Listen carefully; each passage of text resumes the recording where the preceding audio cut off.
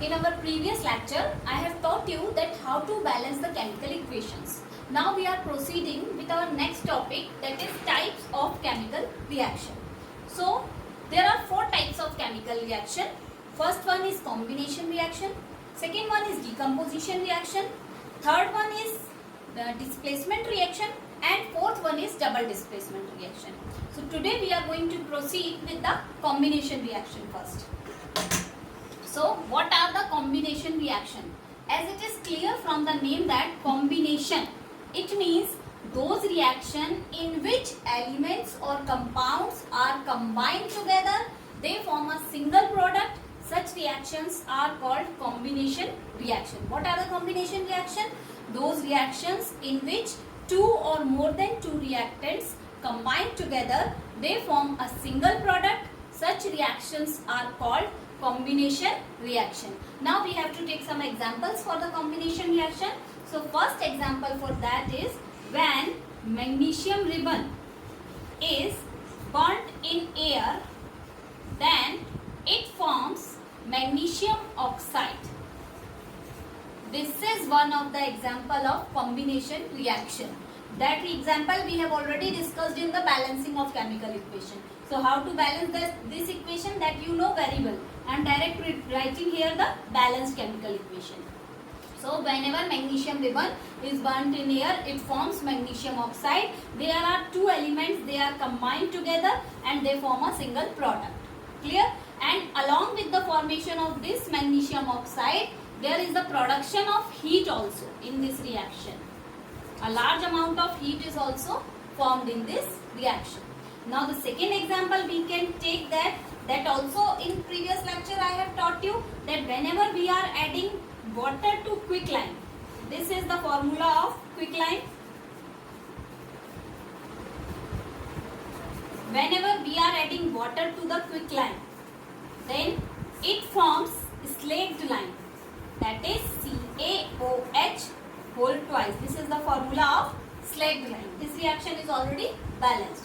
This is the formula of slaked lime. This is one more example for the combination reaction, and along with the formation of this reaction also there is a huge amount of energy is released. As I have already told you, whenever we are adding water to the quicklime, it releases a large amount of heat. So generally we are observing that in all the combination reactions, large amount of heat is also produced. So we can say that these reactions are highly exothermic nature. They are also called exothermic reactions. What are the exothermic reactions? Those reactions in which along with the formation of the product, some amount of heat is released during the reaction. Those are called exothermic reactions. Clear? So generally combination reactions are exothermic in nature. Now we are going to proceed for the decomposition reaction. As it is clear from the name that decomposition, it means this is the word decomposition which tell about that to break. These reactions are just opposite to that of the combination. Means whenever two or one compound is broken down into two or more compounds or elements, then such reactions are called decomposition reaction. Clear? In combination, what we are saying that when two or more than two elements are combined together, they form a single product. And in decomposition, it is just opposite of the combination. When a single compound is broken down into two or more elements or compound, then they are called decomposition reaction. There is one example we are taking for decomposition. Whenever calcium carbonate, whenever this is heated or we are going to provide heat to it, then it is broken down into calcium oxide plus carbon dioxide. This is one of the example of decomposition reaction. Here I am writing one more example for decomposition reaction. Whenever we are taking water molecule and we are providing electric current to that, then also this water molecule is broken down into hydrogen molecule and oxygen molecule. It is broken down into hydrogen and oxygen molecule. This is also one of the example of decomposition reaction. And one more example I am writing here for decomposition, that is silver chloride, or whether we can take silver bromide also. Whenever we are taking here silver bromide and we are providing when sunlight to this, then it is broken down into silver and bromine gas. So these are the different examples for the decomposition reaction. But there is one more difference between combination and decomposition. What we have seen here, in combination with the along with the formation of the product, there is some amount of heat is also going to be released. That's why they are also called exothermic reaction. But in decomposition, there is a requirement of heat or energy in any form. We have to provide heat or energy to the reactant molecule, then only that molecule is able to decompose. Clear? So that's why we can say that in any form these reactions are taking energy or energy is going to be involved in these reactions. So that's why decomposition reactions, they are generally endothermic in nature. Why they are endothermic in nature? Because we have to provide heat or energy in any kind. That's why they are also called endothermic in nature. Now, one more thing. Decomposition reactions, they are categorized into three categories. First category, that decomposition can occur whether in the presence of heat, whether in the presence of electric current, or whether in the presence of sunlight. So on the basis of these resources, we can categorize the decomposition reactions into three categories. First one is thermal decomposition. What is called thermal decomposition? Whenever decomposition takes place in presence of heat, or whether we are providing heat to the molecules, then it is going to be decomposed. Such reactions are called thermal decomposition. Clear?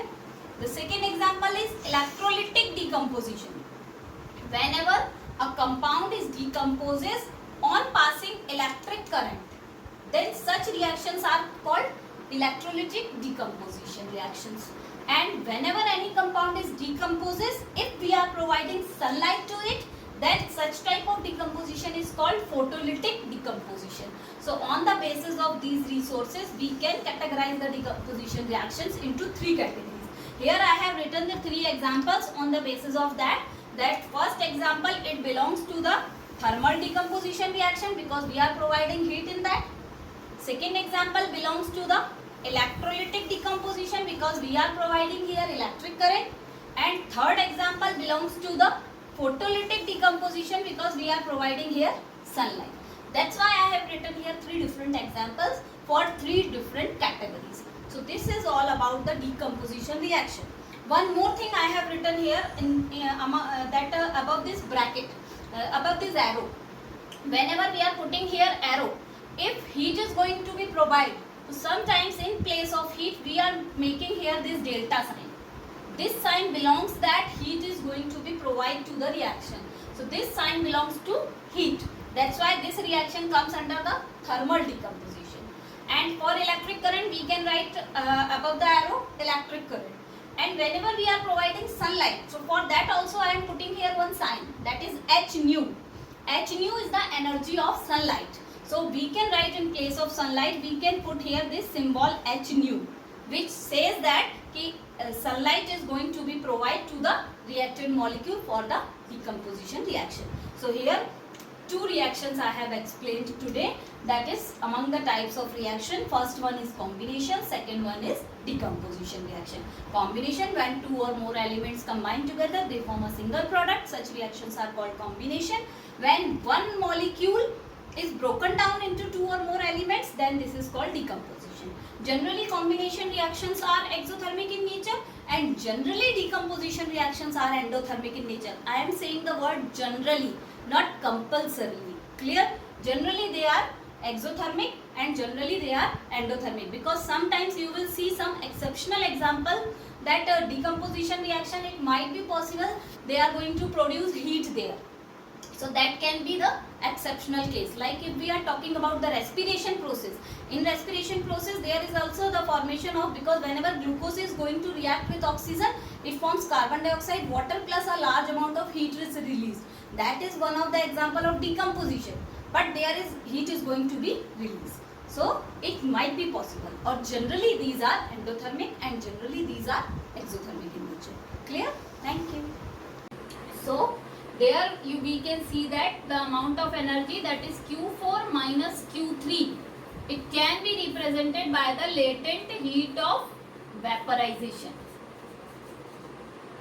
So we can define the latent heat as, this is the energy, latent heat is the energy which helps in changing the state of matter, is called the latent heat. Is that clear? So this is the main concept of latent heat. Thank you.